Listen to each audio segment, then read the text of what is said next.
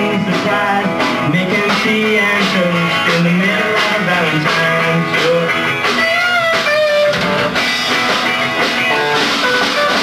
I'm not the leader. When I go home, it'll only be for sleep. There's just too little time to do everything that we could wanted to. If you chartered me, it was just bad timing in the middle of Valentine's show.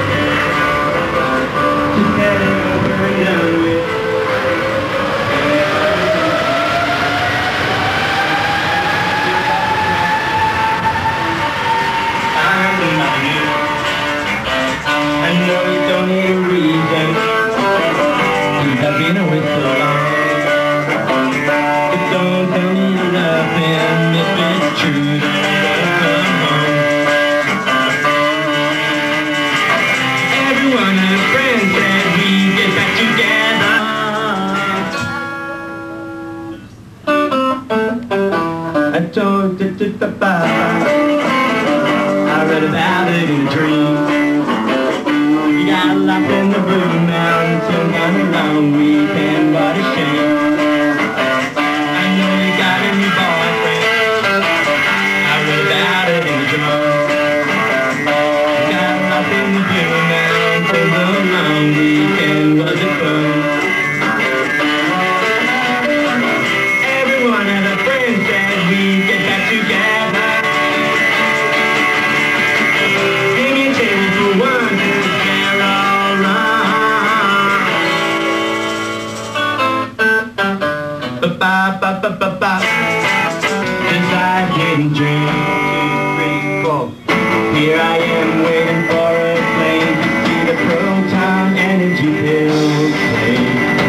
And this long distance love song stuck in my head, and it won't go away, and I couldn't stop smiling. Although I was sad, but thinking about you and me this morning must have been the first time I found there wouldn't be a next time. It's too bad. 3, 4. And now it's gonna be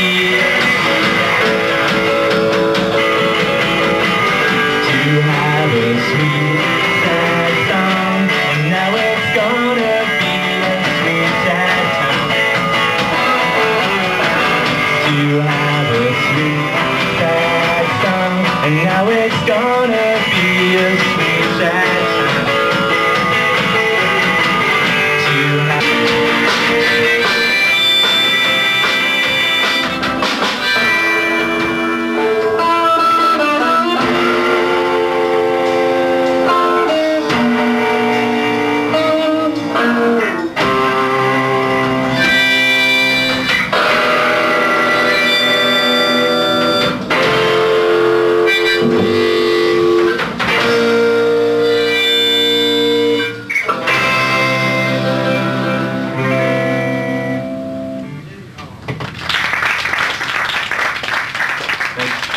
This is a request called Lie Down Forever. So this guy down here. So if it's a little rusty, because this is the only one we didn't rehearse. Can you play It's My Turn? Say what? Can you play It's My Turn? Spice It's My Turn. Girls. No, we don't know any Spice Girls. It's My Turn off the first Oh no, we don't know that one. It's a good one though, we should do it. It's called Lie Down Forever. It sounds like all the other ones. It'll probably end in G as well. 1, 2, 3, 4.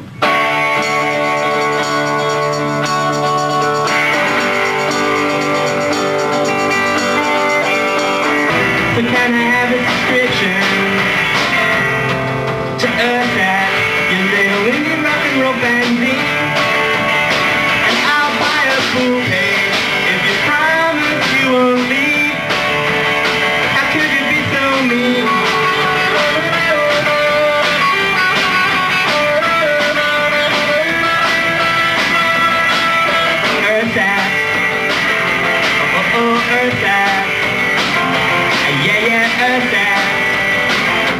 so long as that.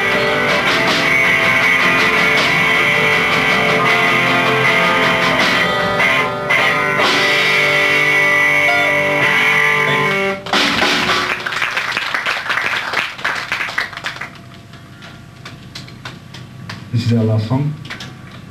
Thanks everyone for coming along, making the effort on the most non-rock and roll days of the week, Sunday. Thanks Phantom, Adrian, and the lads. Thanks for coming along everyone, most appreciated. Here's our last song called Every Now and Again. Like I'm singing a song here. Hi, I'm Nick Dalton. Just played an in-store at Phantom Records with Godstar, me and Tom and Stuart Eady on drums. Yeah. Oh, that's Stuart Eady. Yeah, in Camford Zone, yeah. Okay, mate, tell us what Half a Cow Records is and how you're involved with Half a Cow. Okay, well it's a record label.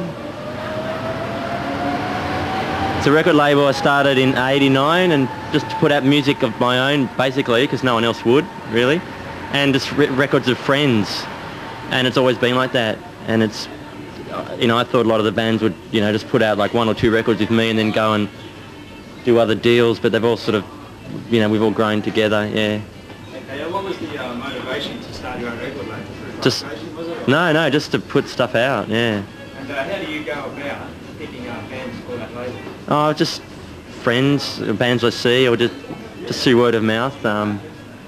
Like Sidewinder, they were Canberra guys, and they gave me a tape, and Alana from the Hummingbirds raved about them, and Smudge sort of got together around the same time as Half a Cow did, and just put out a single originally, just one single. And Swirl, I mixed at a band competition, and yeah, just, you know, just bands I see, or just basically friends, you know. Okay. How do potential bands try to link up with labels such as? Just, you know, they send a tape first, but you know, we get sent a lot of tapes, but I just sort of like, there's too much stuff to put out, so just concentrating on a few things. And, yeah. What do you look for in a band? Do you look for a certain style of music? Sex appeal. Okay, mate. Now you were in the band the Lemonheads for a time. What was that? What was your experience with Atlanta? That was fun. With the label. Yeah.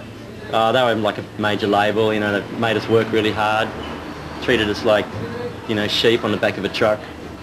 Didn't care if we had to sleep or not. Just, you know, that was a real eye-opener to be involved with an American major label. Okay, what's the difference? What is a major label? Like some of the old people out there who don't know the difference. Just they're in it for the money, basically. I mean, they want to make money, and they do. They make a lot of money, and bands usually don't. They're just big companies, you know, that put out a lot of stuff, a lot of records, a lot of videos. They've got a big machine behind them, a lot different from like a little indie label like Phantom or Half a Cow, where, you know, you don't have much money to promote and give tour support, you know, where you help the bands tour around, because that can be expensive. So how do basically you survive? How do you just from record sales and songwriting royalties. It helps keep everything alive, yeah. What was the Lemonheads experience necessary for you to make money? Yeah, I had before I joined the Lemonheads, I was mixing bands and working at the Lansdowne, doing the chalkboard and doing little flyers. And so it's funny to think before Lemonheads I was, you know, I didn't have any money, and I was just getting by from mixing bands, you know, like, and I wouldn't even call myself a sound person, but that's what I did, you know, like. So I had to do Lemonheads because it gave me money which funded Half a Cow, and yeah. And how did you come about meeting Lemonheads? They toured in Australia with the Hummingbirds. I was playing bass in the Hummingbirds for about a year, filling in for Robin while she was having a baby. So I became friends with them, and Tom became friends with them, and we just hit it off as friends first. Because he even loves Australia, doesn't he? He loves Australia too. Yeah, definitely, yeah, really. All bands fall in love with Australia because it is far away. It's like thinking, you know, how far away Brazil is to people overseas. Australia is way down the other end, and they don't know they have no conception, but once they get here, wow, this is just like home, but safer, cleaner, cooler.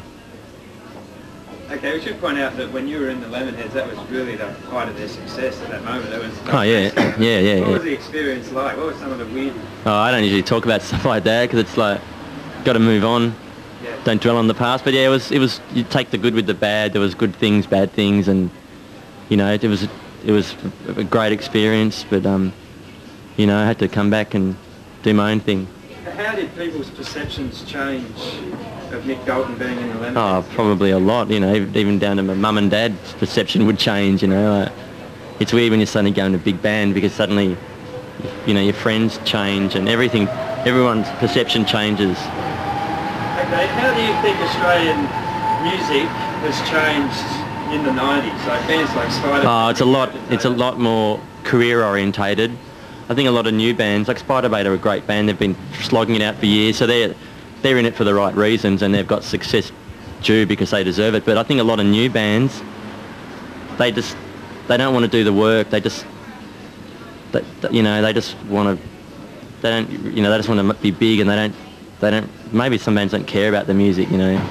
But you know, I don't mean to sound mean, but by you having a drummer who's never played before, a day before, you could have that same criticism labelled at you.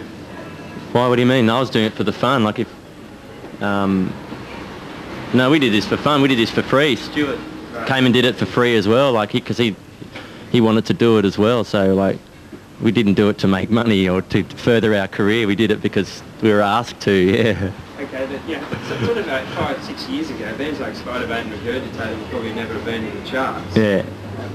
What do you think of the Australian music scene these days? How's Regurgitator and Spider-Bait changed? Well, they've made people realise, they've made people in the suburbs realise that there's more than Jimmy Barnes and John Farnham, that there is cool music that can be big and successful and played on radio, but radio still don't really care about Australian music, you know. Okay, lastly, what do you think would be the key to success for an Australian band? How do you get sort of... Oh, you need good songs. Yeah, but how do you go from playing in front of your mates and a couple of parents to... Oh, I don't know, it's luck, it's determination, it's a lot of things. It's right time, right place, or even being in the wrong place at the wrong time, you know. It's like, there's no rules. I think, you know, some bands instantly get big, like Silverchair at such a young age. I mean, that's a real freak thing. Or you've got bands like You and I and Tumbleweed and Spider-Bait and you know, that work hard, and you know, it's like there's no rules. There's no one set way of succeeding, you know. And then, you know, what's success anyway? Is it record sales, or is it being happy with what you've recorded and what you do, you know? Were you any happier being with the Lemonheads and having that success than you are now? Oh, I was just as happy then as I am now, yeah. What was the difference? The difference was it wasn't my band, it was a job, you know. It was like going to the bank every day and clocking in, you know. It was like, it was fun, but ultimately, you know, I still got to do my own music, so I wasn't frustrated because I got to do more of my own music because of the Lemonheads. You know, I got to make 2 albums overseas and got stuff released overseas, so, you know, it was good. Pretty amazing guy. Like, how do you have your own label and all that? It just grew out of music, you know. Not even hard work, actually. People think I work really hard, and I don't think I do. You know, I sit around, listen to records most of the day. You know. And has there been any pressure from majors to sort of squash Half a Cow? No. I have a deal with Polygram, and they do some of our bands, and we do some stuff independently, like the new Godstar record we're selling direct from Half a Cow. You know, direct to stores. You know, so, you know, Polygram might have wanted to have bought Half a Cow, but I'm never going to sell it. You know, because it's my thing, and it's, you know, even if I got rid of all the other bands, I just put out my own records. You know. Yeah. So have you got any, just to conclude, any funny stories or? Not really. No funny stories. No. No. No okay. funny stories. Thanks, Nick. Okay, thanks a lot. Appreciate it.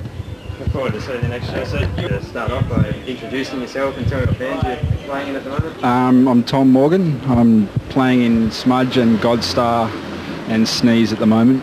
Okay, mate. I just basically want to find out how you go from playing in a band to a couple of friends to playing to a large audience. What do you think the key is to that success? I don't think there is any key. I think it's just luck.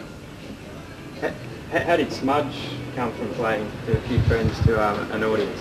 Well, we just started playing. Nick told us really to get together, and we didn't really have any idea what we were doing, so he paid for some studio time and we got a record out.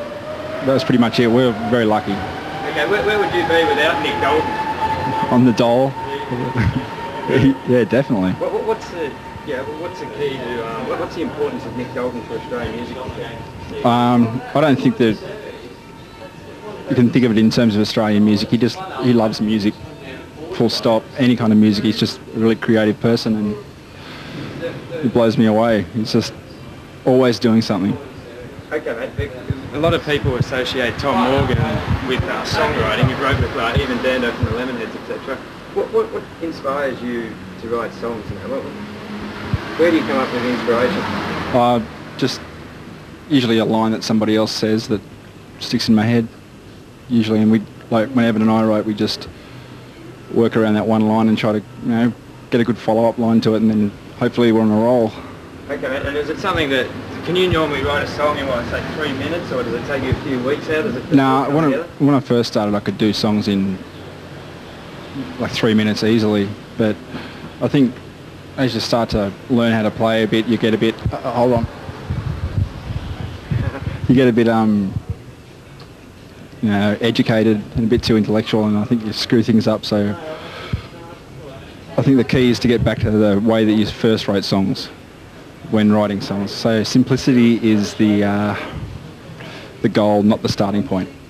And does it get harder and harder to write? So was it easier at the beginning? Well, it's harder. I mean, if you think of it in terms of trying to write a better song, it's definitely harder. But a better song isn't technically better. It's just the way. That's the great thing about music, is you can't put it down to notes on a piece of paper. It's the way that it's presented, and the way that it's written, and whoever writes it or whoever sings it.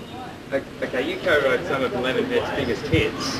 How did it make you feel when you heard it played everywhere and everyone was raving about it, people had t-shirts? How did that make you feel? It's pretty happy. It's really good. Was it something that surprised you, or something? Did you ever think that you'd have that? Nah, not really. It happened really quickly, like within the space of probably 8 months, having written them, and then I had the CD in my hand. So I didn't really think about it too much until I actually listened to it. Okay, and did the royalties from them songs sort of save you from staying on the dole? Yeah, definitely. So for most people who are performing in an Australian band, can they make a good living here? I'm the wrong person to ask, really. I don't think so. It's pretty hard. You got to think of it in terms